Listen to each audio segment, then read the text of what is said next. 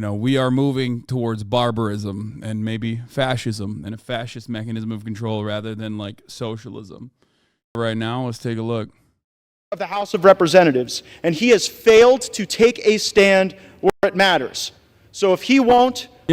He's failed to take a stand where it matters, killing poor American children. Every hardworking American to afford a decent life for themselves and their families. And we have a greater opportunity to do that and to build coalitions under new leadership. We have to rip off the Band-Aid.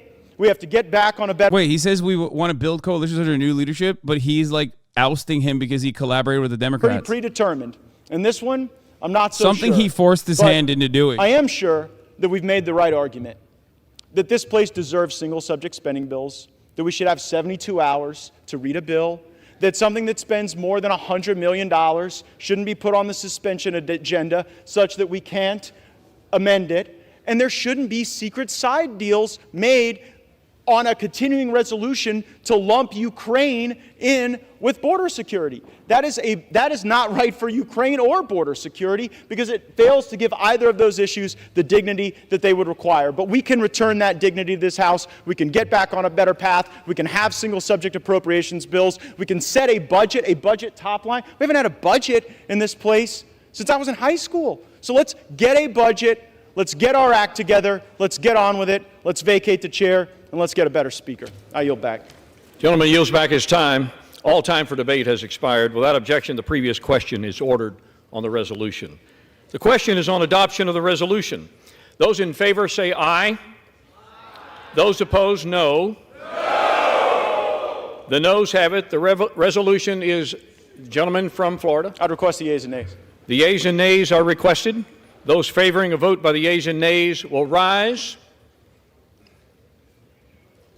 A sufficient number having risen, the yeas and nays are ordered.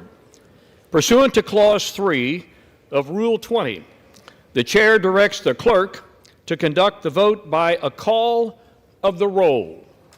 The clerk will call the roll alphabetically by surname.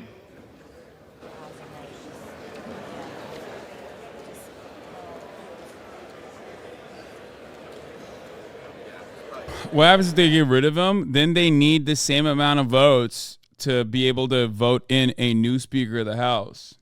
Matt Gaetz just heard that the coal industry likes McCarthy. He heard miners, not miners, and got to work. Oh yeah, he was eliminating the threat, the competition. He can be the only one. It's like that one meme, the worst person you know made a great point in respect to the funding of the military-industrial complex in Ukraine. Yeah, except it's not real, right? Is not like Matt Gaetz doesn't give a fuck about that, dude. What are you, crazy? He is a careerist. He only cares about getting more runtime, getting more fucking camera time, and being disruptive because he recognizes that his base of support will not only not punish him for being disruptive, even to the Republicans, but they will actually celebrate him. So why wouldn't you do that? You know what I mean? Why wouldn't you do that if that's the case?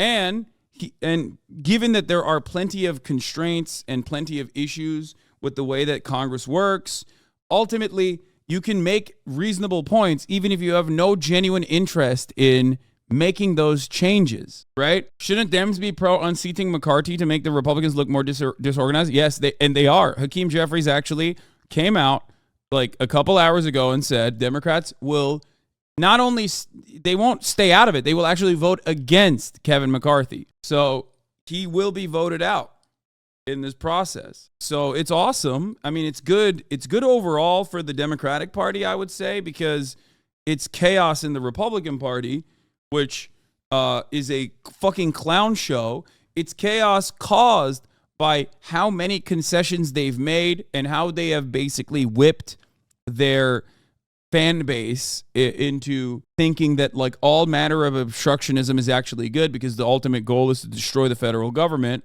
And you know, a good way to do that is by, you know, dismantling the legislative body, picking it apart piece by piece. So yeah, the House GOP can select anyone to be speaker, right? Do they think there's a chance we get Trump as speaker? I mean, no, I don't think that'll happen, but Yes, anyone can be voted in as Speaker of the House. This is true. They could fucking vote for me if they wanted to. This happened with Eric Cantor in like 2014, 2012, or whatever. Whenever the Tea Party said he wasn't sufficiently fash enough. I mean, it has. I don't remember that. It could be. I'm out of my element here. Jesus Christ. I know the vote is occurring, but like, what? You want to fucking look at this? Like, here. The day began. That was still an open question, right? We didn't know that until about midday today.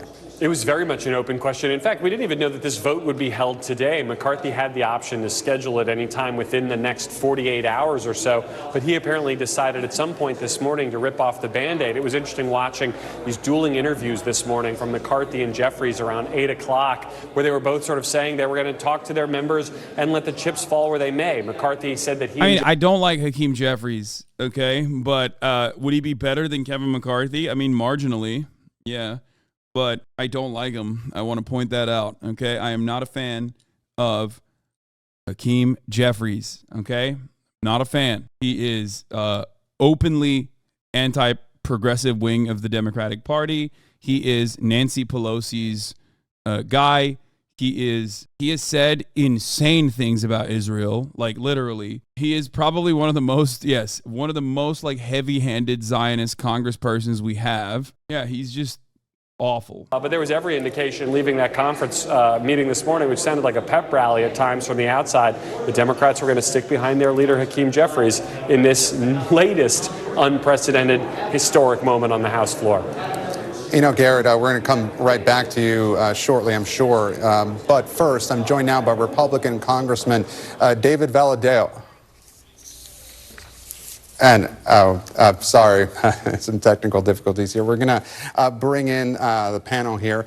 Former Senator Doug Jones is here, and I'm also joined by Deepa Shivram, political reporter at NPR, former Democratic Senator from Alabama, Doug Jones, and also Stephen Hayes, editor and CEO of The Dispatch and an NBC News contributor. Also, let's see what Fox News Cardenas.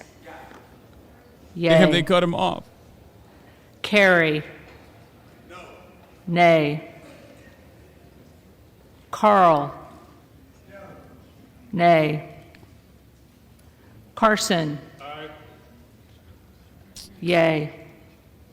Carter of Georgia. Nay. Carter of Louisiana. Let's see what Cavato is saying. Yay. 15 votes to kick him out.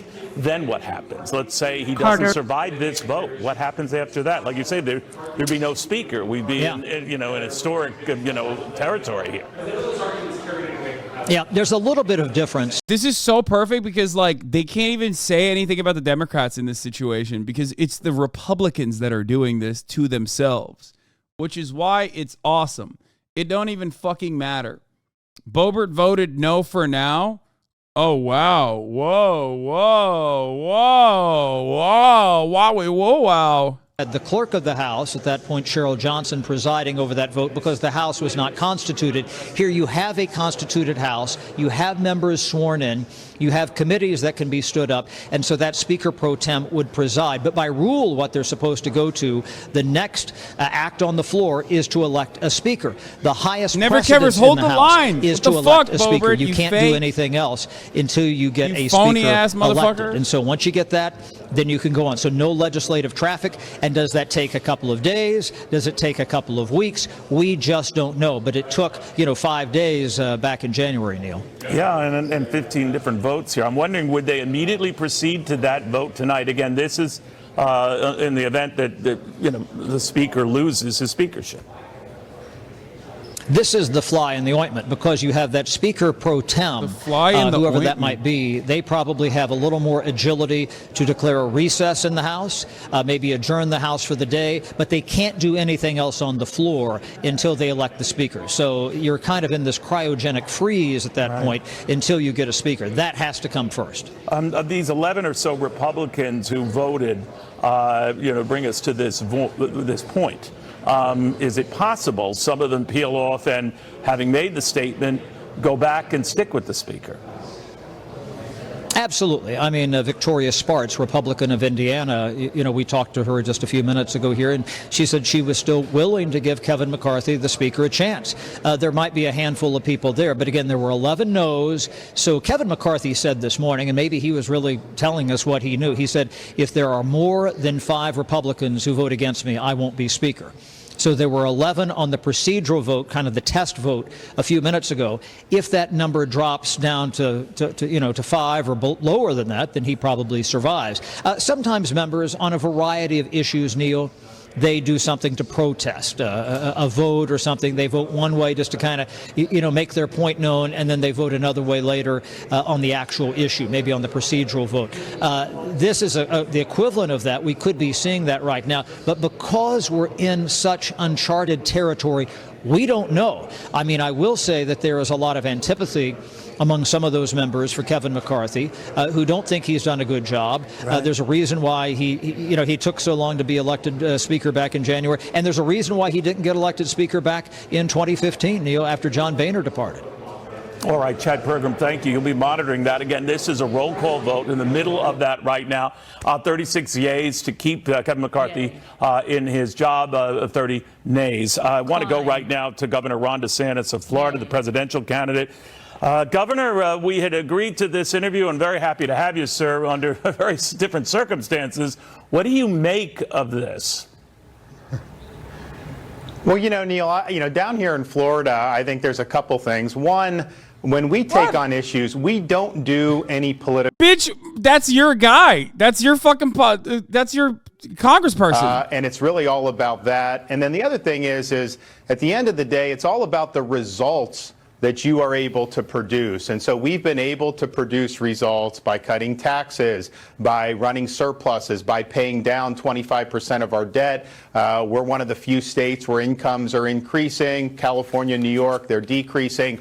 So that's really what it's about. And what I see up there is Matt Gaetz literally helped you do debate prep. Get the fuck out of here. Come on. Promised to deliver. Come on. I also see a lot of political. Someone on Fox News has to ask him that question. Matt Gaetz is your guy. People are fundraising or whatnot, a lot of chaos. And you're just not going to be successful if everything is constantly in a state of chaos. I mean, there needs to be leadership. There needs to be a common agenda. And you got to be able to marshal people to be able to get that done. And so there's a lot of frustration when I'm in Iowa, New Hampshire, South Carolina, a lot of frustration with the state of the country. And then really the lack of urgency that I think a lot of people in Washington have had for quite some time. The border's never been worse. Inflation and interest rates haven't been this bad in 40 years.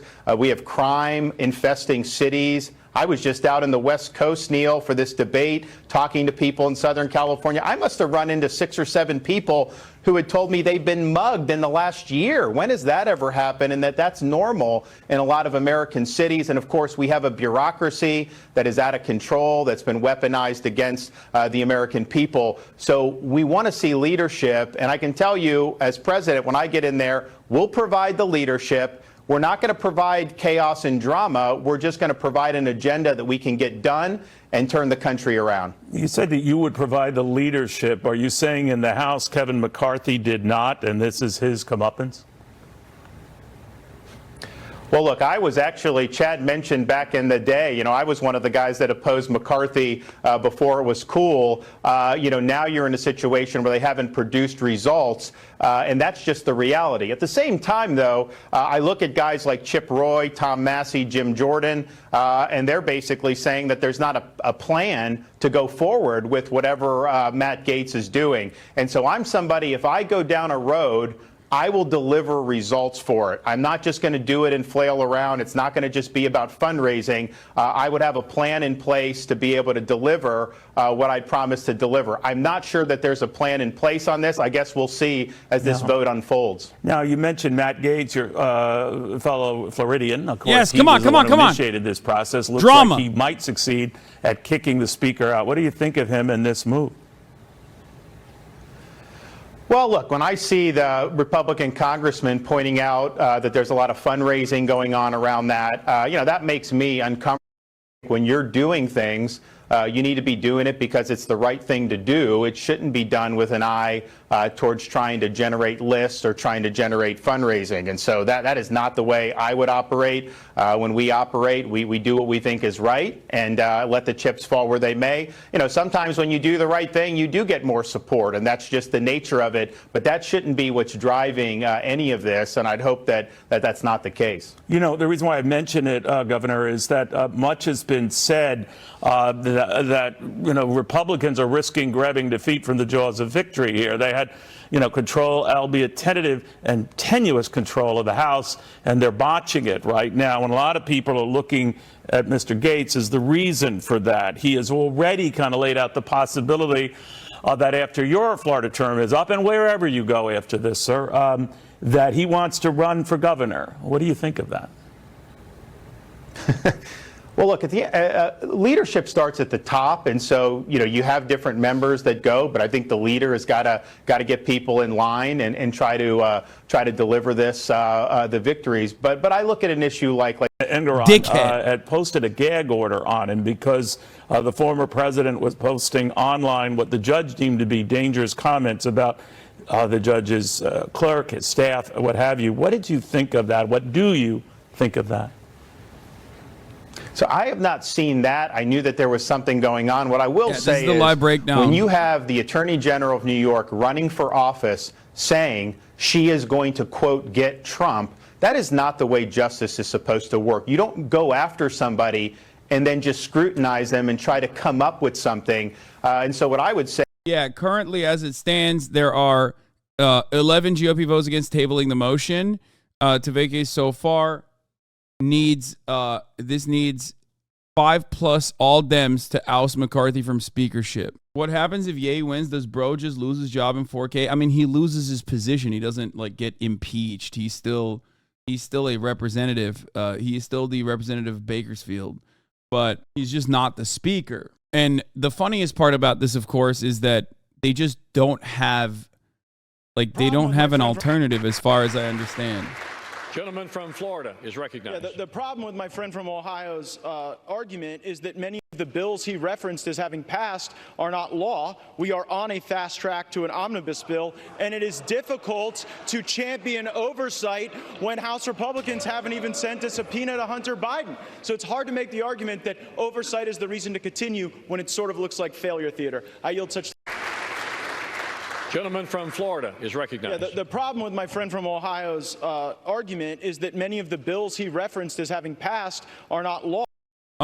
What's the speaker position? It's the most important position in the House of Representatives. It's like the majority leader. It's the same principle behind being the majority speaker in the Senate, where you are the majority leader in the Senate. You're basically in control over the House of Representatives. You are third in line, I think, to the presidency. So, if the president and the VP die somehow, then you're literally third in line. So technically second in line, because it's the VP is first in line and the speaker is second in line. I just said the first in line is the president. Stupid distinction. It doesn't matter. I don't exactly know how, I don't know who they would prop up as potential speakers, because we go back to step one. 15 votes have been issued to finally get Kevin McCarthy to be the Speaker of the House, right? So what is this? Expectation from House Republicans is that after McCarthy is formally ousted, they'll move to appoint a Speaker pro temp from McCarthy's list and then recess to go to conference. No formal notification yet. So why can't they keep calling for a vote if McCarthy wins? Can the House have no Speaker? Is that possible? I mean, I don't know. I don't know how that would work, because someone has to, I don't think you can, that's never happened. I don't think you can do that. Or maybe it has happened at some point in time, but I'm pretty sure you need someone to be the leader of the House of Representatives. You would not function without one. I think if there isn't a speaker, the House has to vote on every part of the procedure. Wait, really? Yeah, they need the speaker to introduce legislation. I mean, the speaker is a very important position. That's a lot of it is formality, but it's formality that they follow. So he's most likely going to be removed as the Speaker of the House. Like, that's definitely going to happen. So we'll see what happens after that actually ends up happening. And then we also have the October 4th dumbassery as well. But let's hear from Ron DeSantis. By the way, that shows you that they do view me as the threat. So you got to earn this. I'm going to earn it. I've done 58 of the 99 counties in Iowa. We're going to do all 99. I challenge Donald Trump to match me, show up in all these communities and earn their vote. And that's what we're going to do. And it's a state-by-state process. Anyone can take a national poll, but ultimately you got to go earn the votes there locally, and they're showing you that they think it's a race because they wouldn't be behaving in the way. Is this all over? Is this over the fucking spending bill? Not really, because, I mean, that's what they're saying it's over, but also not really. Like, the real reason is, in my opinion, because Matt Gaetz and a bunch of people are just like, one, don't like Kevin McCarthy, two, want to posture nationally and don't mind blowing up the Republican Party to do so. They were looking for any reason to shit on Kevin McCarthy and unseat him from this position, which ironically Kevin McCarthy had to give them concessions on to become Speaker to begin with, because they have a very narrow majority in the House of Representatives. So that's it. It's like Never Kevers, Matt Gaetz, led by Matt Gaetz, are using this as an opportunity to just boost their national profile as like real Republicans, you know what I mean? So do you think this is the Matt Gaetz, Trump crowd's version of just saying, look what I can do if you choose not to fuck with me? Kever made contradictory and impossible promises just to get a job. Yes, but like in the beginning, he didn't have to make those promises. If he had if he was popular enough in the Republican Party, and if he was like Nancy Pelosi, who, you know, has a pretty solid whip, right? Nancy Pelosi knows how to fucking bring caucuses together, okay? She knows how to whip her party. As much as I don't like her for ideological reasons, like I will never sit here and act like Nancy Pelosi doesn't know what the fuck she's doing and doesn't know how to, one, fundraise, and two, whip the party in whichever direction it needs to go towards, right? She is infinitely better than, yes, Chuck Schumer and Dick Durbin, who absolutely suck ass.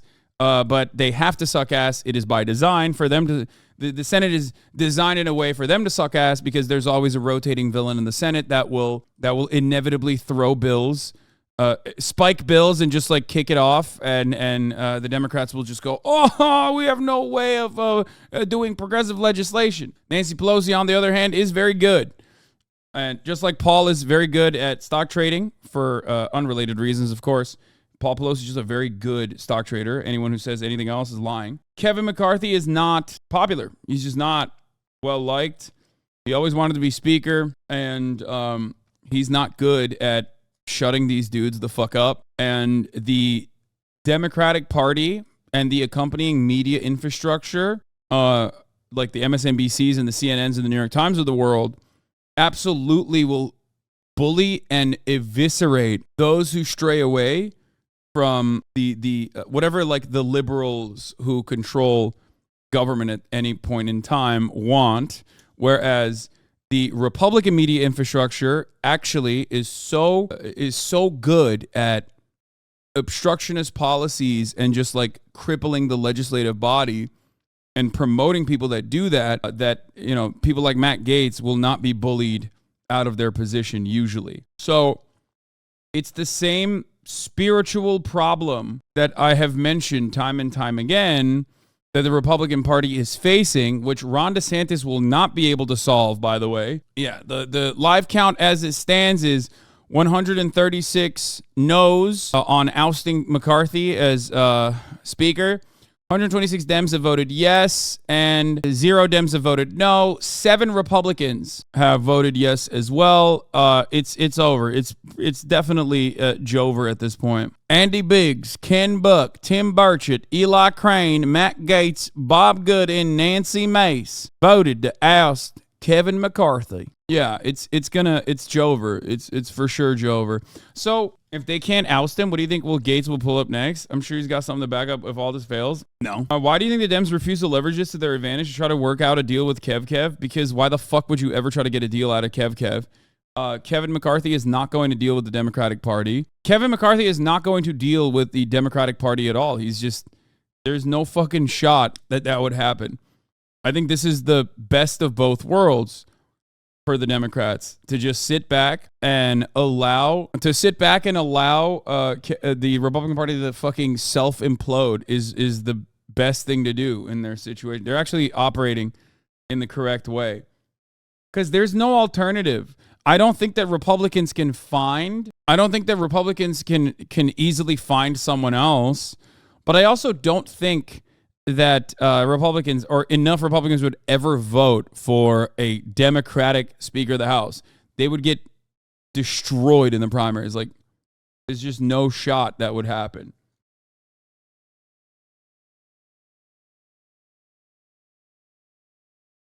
They have a 4-seat majority. He will not be the Speaker of the House tonight. But he was, pretty confident that he would prevail.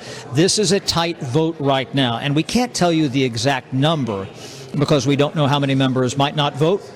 Might vote present, might not show up. As I said, there's just a couple of votes between the yeas and the nays differentiating this right now. So this is going to go on probably for the next hour and a half. They're calling the entire roll by name. We're wondering if the Speaker of the House might come by here. But to do a reset about what happens at the end of this vote, let's say that Kevin McCarthy wins. The nays on the motion to vacate the Speaker, in other words, to oust Kevin McCarthy, let's say the nays prevail.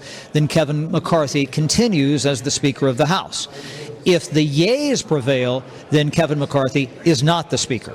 They must elect a new Speaker of the House, and that's something that we've not seen since usually at the beginning of a Congress, or we had this in the fall of 2015 when John Boehner, the Speaker, he decided to retire, and eventually after a couple of weeks, they elected Paul Ryan, the Republican from Wisconsin, but they have to elect a Speaker of the House, and that's the first order of business. They can't do anything else legislatively. And think about what this does off stage. Yes, committees can continue to meet and so on if you don't have a Speaker, but what does that do to the impeachment inquiry? Other just routine investigations that the House is doing. That's a problem for the House because they're not getting direction, because at that point there is not a Speaker of the House, Neil. So let me understand, in the event, and still ways to go here, we go through the roll call, and he loses. That doesn't mean that he, has to leave. I mean, he's kicked out as Speaker, but he can try. Because in the case of some of the other examples you mentioned, a lot of them opt not to go through this. This is very different, I grant you, as you outlined, Chad.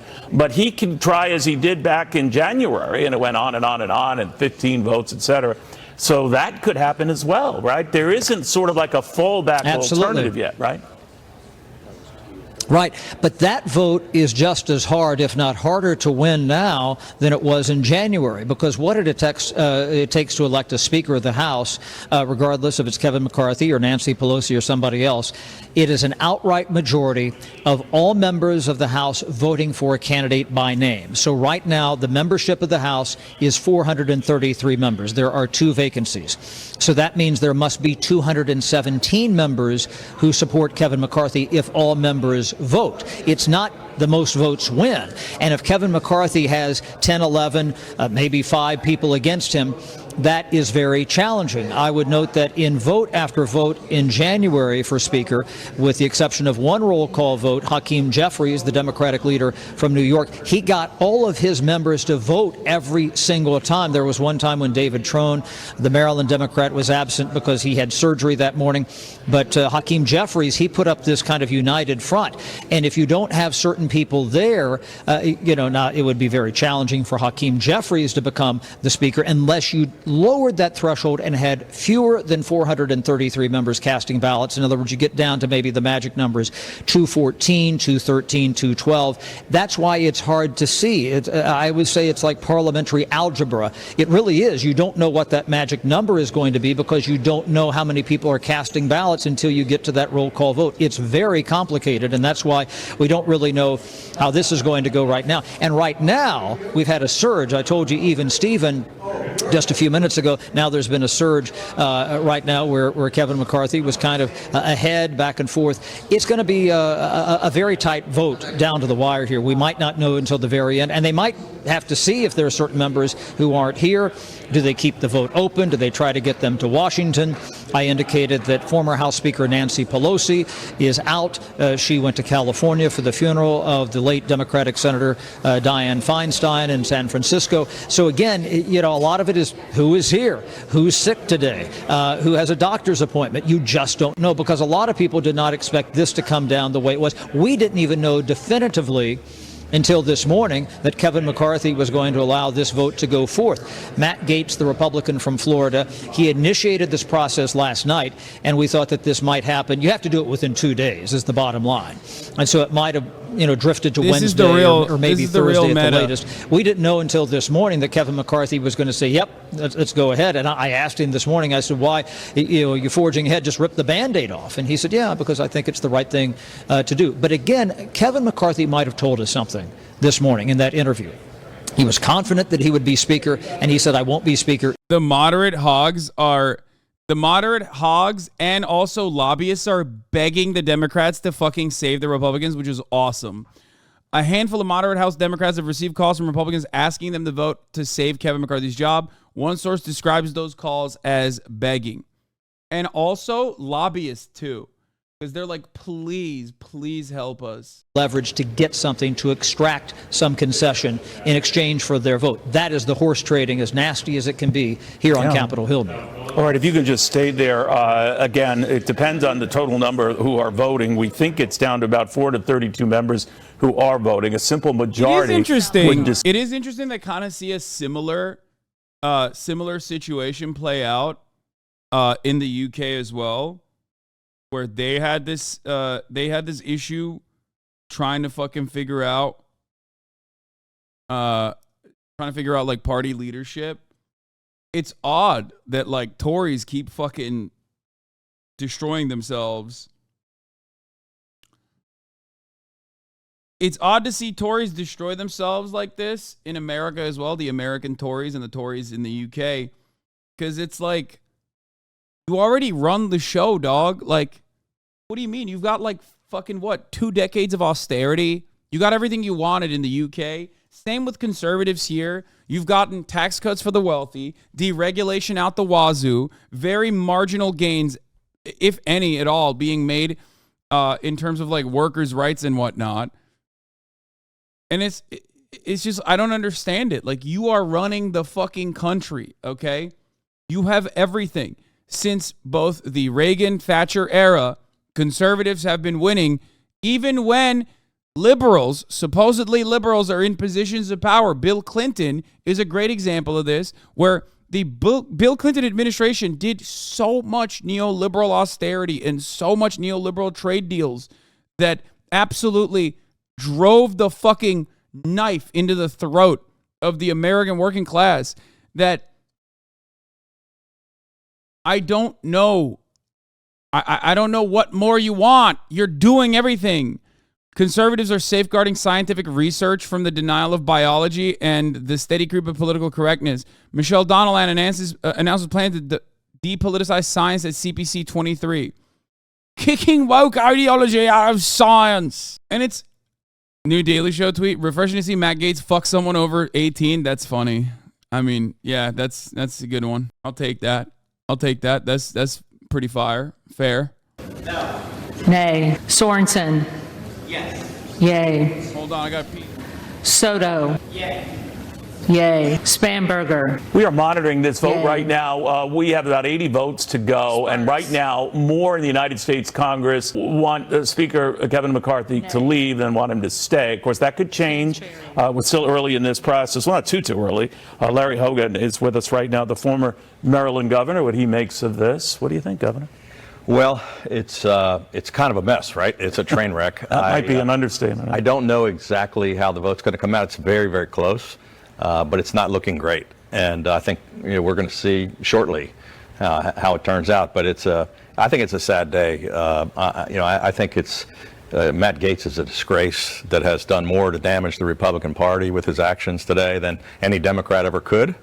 I think it just proves that Washington is hopelessly divided and broken, and that's why people are so frustrated with Congress and both parties, frankly. It's showing that we can't lead, And in the middle of an election year, they've already got 15% approval of Congress. This is like going to hurt our chances to keep the House and to elect Republicans in November. I remember, Governor, talking to you after the midterms, and one of the things you noted was the surprisingly close nature of the midterms, where everyone was expecting a red wave. You were not, I remember. You were concerned about that. This has come back to haunt Republicans, just the narrow nature of this. Well, and I remember that discussion, and I was concerned, and it turned out there were talk about we were going to have a 40-seat majority, and it was going to be a huge red wave. Provided ample cushion for and it should have been. Yeah. It should have been, but we shot ourselves in the foot by this kind of stuff, by the far right fringes of our party. Those were some of the ones that won the primaries. They lost general elections. We lost the swing districts. Who do you blame districts. that on? I blame it on Donald Trump and a lot of these MAGA far-right Republicans. Well, he's the runaway leader for president right now. I realize, but we've lost the last 3 elections in a row. We lost the White House, we lost the Senate, we lost the House. This time we should have had a big win, didn't get the Senate back. Things like this today are going to make it even more difficult in the next election. So when you look, he's now been dealing with this civil matter in New York. A judge has issued a gag order on him because of threatening comments he reportedly made concerning a clerk and what have you. But he's the guy. And with all of these revelations, and every time it appears before the press and to speak, his numbers go up. So that seems, for the moment, Governor, and you're quite right, I raised it with Governor Ron DeSantis, for the moment, that seems to be the wind at his back. The more this comes up, the more Republicans rally around him. Do you see that phenomenon continuing? I'm afraid it is going to continue, but it's not representative of the electorate at large. So it's helping boost. But we don't know that, right? It's helping boost him in the Republican primary among base voters. They're rallying to his defense and they're not paying attention. But as this thing goes forward with all of these cases, and he's in trial during all the primaries, swing voters, independents and discerning Democrats and softer Republicans, it's turning off some other folks. So what's good in the primary may not be good in the general. I hear what you're saying, Governor. I apologize for jumping on. No. But not enough to hurt his lead over the president. Well, ironically, we have the two likely nominees, Biden and Trump, are the 2 least popular presidents in American history, and it's sort of a race to the bottom. 70% of the people in America do not want either one of them to be president, and yet that's likely to be the choice. God, dude, how do you look at the situation and not feel like everything is just getting marginally worse year over year, and how, I mean, I don't know, it's just,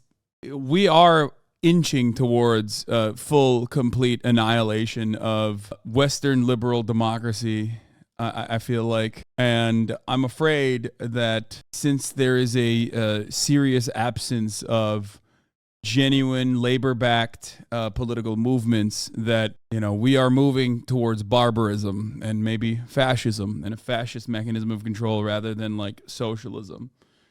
What exactly does this mean? Who will replace McCarthy? I don't know. I don't know. It's funny though, because strict central planning and having at least like a vision, even if you don't agree with the vision overall, is seemingly an infinitely more successful way out of this this current situation. That, bro, how was Mike the doomer boomer talking about how hopeful he's been the past few months, and you're sitting here being the doomer? I mean, it's because I look at the gains being made. Kaiser Permanente nurses are authorizing a strike. 75,000 nurses is huge, right? I see UAW. I see striking workers all around. Oh, it's over, by the way. It's over. Sorry. Let's talk about this, and then we'll talk about it. 218 presumably would do it. We don't know that for sure. It depends on the exact number voting. They hit the threshold on that. Hey, Chad. Hey, well, 217 would do it for sure. They might be over the edge right now because we just don't know how many members are out. As I indicated, House Speaker Nancy Pelosi, the former House Speaker Nancy Pelosi, is not here today. She's attending the funeral in California for the former senator, the late Democratic Senator Dianne Feinstein. So if you're at 432 members, 216, gets you right there on the edge. So we're right on the edge right now. We don't know definitively, but certainly if there's one more on the board, then the gig is up for Kevin McCarthy, and he would be ousted as Speaker. I would note that Kevin McCarthy, when they went through the roll alphabetically earlier, he did not vote. Now, historically, speakers do not vote. They only vote a few times a year. He tends to vote a little more frequently than others. But if you see that board go for sure to 217, based on the overall math of the House, because there's 433 members, they have effectively ousted the Speaker. We can't. It is wild that Nancy Pelosi's not there to fucking drive the knife because she's too busy going to Dianne Feinstein's funeral. Vote or change their vote at the very end. So that's why, it could be ruining another vote even right after now. death. Yes, dude. Feinstein's legacy continues, okay? Her fucking carcass is capable of, like, ruining a good moment. You understand? Her fucking carcass is able to do it. Get out of here. Walk by here in just a few minutes. But I tell you, this is as high drama as you can get on Capitol Hill. This is higher drama than even what we had this past January when it was very close, 15 rounds over 5 days to elect Kevin McCarthy as the Speaker. And I should point out, when they do kind of stop with this roll call vote, they won't close it immediately. There will probably be some back and forth to make sure that the tally is accurate. Right. But this is going to be a nail biter. This is going to be very close, Neil. All right. Indeed. They still have about half a dozen or so more members to go to here to see it. Yeah, Boebert, I think they have the votes, for the record, on the Republican side. But, like, Dems would have been able to shut this down. But Nancy Pelosi is attending Dianne Feinstein's funeral. Mills. There's 3 Republicans remaining. Or wait. Pelosi.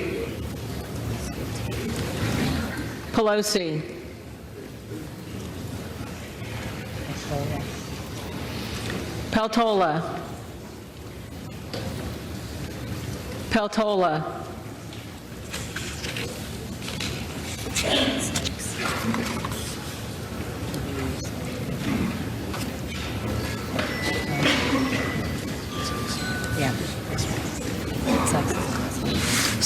To be fair, Peltola is in fucking Alaska, so. Sykes. I don't even know if she's there or not, but.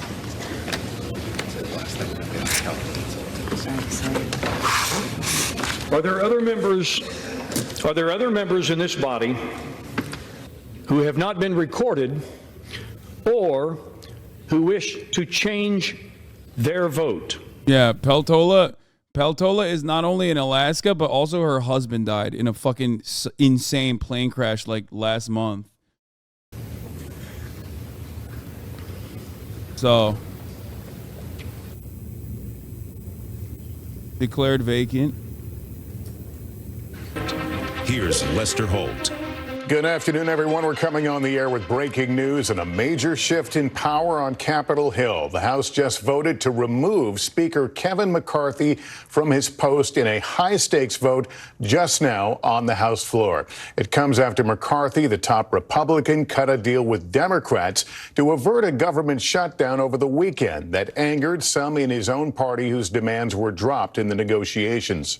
It happened because one of those Republicans, Florida Congressman Matt Gaetz, introduced the resolution to remove McCarthy just last night. And it's the first time this process has ever successfully removed a House Speaker in American history. Let's go right now to senior Capitol Hill correspondent Garrett Haig. Garrett, what happens now? Well, Lester, a speakership that began in historic fashion less than a year ago now ends in historic fashion with Kevin McCarthy, the first speaker to ever be removed from that position by a vote on the floor. What we'll see in the immediate term is the naming of a speaker pro tem, a temporary speaker, a caretaker speaker who will lead the House through the next election to replace Kevin McCarthy and select someone else to be second in line for the presidency.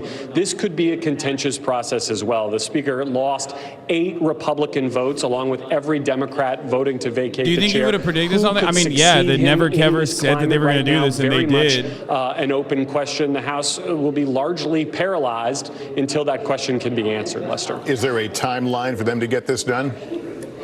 Lester, we are in uncharted territory. It's cliche to say, but we have never been in this position before in the United States Congress. The House will move quickly. This Speaker pro tem idea is actually a new post 9/11 change to ensure continuity of government. So we are very much in uncharted territory, but it is every indication that the House, Republicans still control it, will want to move quickly to name someone as their leader so they can continue the business of governing. Remember, they only have some 40-odd days to fund the government on a longer-term basis after that deal from over the weekend. All right, Garrett, we'll let you continue to work the story. Let me turn to our Meet the Press moderator, Kristen Welker. Garrett put it pretty well, uncharted territory right now. So what does this mean going forward in terms of the mechanism of government? And that other question, who would want?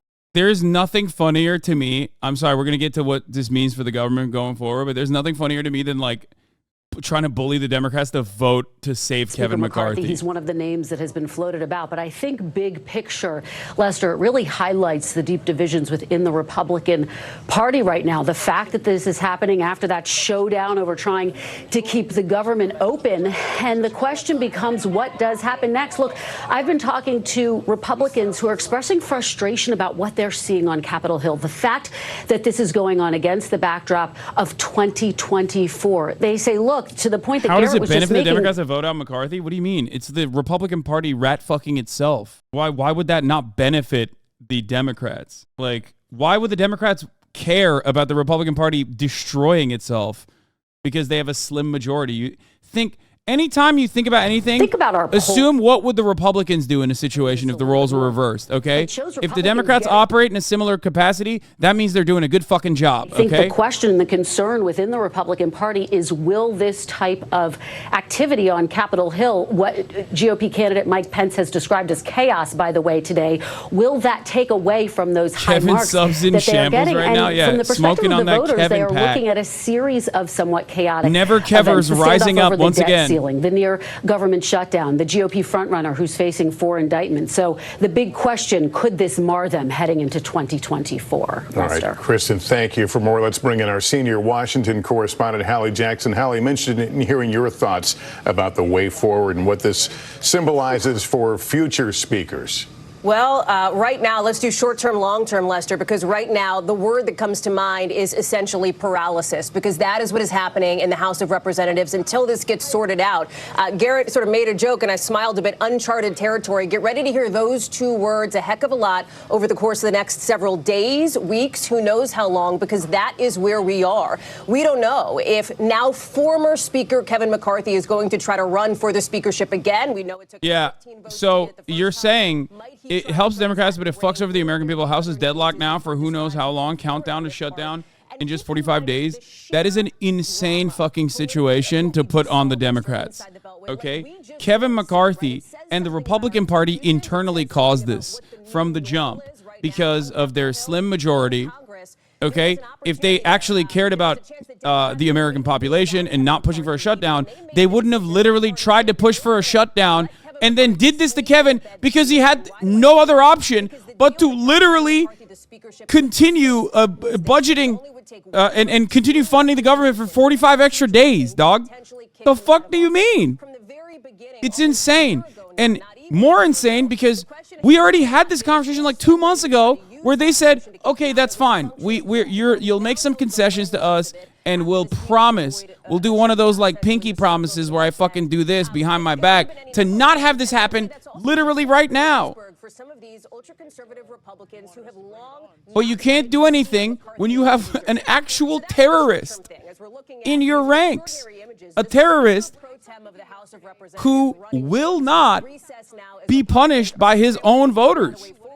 And keep in mind those speeches that we saw, Lester, right? It was Republican versus Republican. This was not something that involved sort of both sides in the aisle, as we often talk about and often hear about here in Washington. This is, I think, the Republican ideological fight, the battle royale that is unfolding in that party writ large in several ways here. Longer term wise, listen, I think we've got to look at the way that American people view the institution. Can you believe the drama 8 months ago getting him voted in? Yes. Wait, there's a fight! There's a fight! Yeah. I mean, this was 8 months ago when the Never Kevers were fucking rising the fuck up, doing the damn thing, okay? They were doing the damn thing back then, and they're doing the damn thing now. To raise their profiles, if you will. So all of it, let me go back to sort of where we started here. Uncharted territory, Lester, no kidding. That's where we are, and that's where we're going to be for a bit. Yeah, we're seeing the pictures of the major players. Matt Gaetz, who was the one that pulled the political trigger on this, he was talking to reporters on Capitol Hill. We'll hear more from him, I suspect. Let me bring in... Well, the stages of grief, I think, are in progress right now. Let's listen to a little of this. Colleagues, I think there was a stage of denial, and I've certainly experienced a good amount He's of their so anger. happy. Look at Now this we appear to little be headed toward shithead. bargaining. I think the world of Steve Scalise. I think he'd make a phenomenal speaker. Has anyone spoken to you? We've got less than 45. I'm afraid of $33 trillion in debt crushing the working people in my district. I'm afraid of the dollar losing its status as the global reserve currency. If they want to expel me, let me know when they have the vote. Yeah, that will definitely, the dollar will, you're afraid of the dollar losing its value, which is why we're shutting the government down, dude. That's awesome. Yeah, no, that'll certainly help, idiot. That led to today's ouster of the now outgoing. You know what he's actually afraid of? The FBI continuing its active investigation into him sex trafficking minors. That's what he's really afraid of. Let's be real. The chamber, Matt Gaetz, continue to talk. Let me bring in Chief Maybe White he's House. doing all this and boosting his public profile, so when the inevitable fucking FBI investigation comes to a conclusion or something, he can be like, they're ousting me because I was, a brave truth teller about American debt or some shit. You know what I mean? Maybe. I'm just saying. I'm just spitballing at this point because there's not any real reason to do this other than to say fuck it, YOLO, and for that, I thank the Republicans for doing that. Okay. Oh, never kevers. Rise up, baby. A new speaker rise from the ashes. Yeah, Santos. It's his time. It's his time. He deserves it. In exchange for it. favors, we are breaking the fever now, and we should elect a speaker who's better. So if not Kevin McCarthy, I mean, it's cool because Matt Gaetz basically took on the Tea Party momentum in the exact same ways, and pushed it to a degree that the original benefactors of the Tea Party, the facilitators of the Tea Party, would fucking despise this moment. Do you see what I'm saying? He literally is, he saw, just like Trump, the momentum that the Tea Party had, okay, which was astroturfed out the fucking wazoo by the Koch brothers, or the Koch brother now, right? And he did what they've been doing in perpetuity since its inception, and now it's actually hurting the same capital owners who just only want to weaponize this kind of thing to their benefit, to continue crippling the federal government. Because he's not going to actually be able to make demands that get addressed by the broader Republican majorities, gutting child tax benefits or some shit. I don't think that that's going to happen. So who knows? I say the FBI continue its investigation instead of stepping away from said investigation on Matt Gaetz's misdealings with minors. Okay, that's what I say.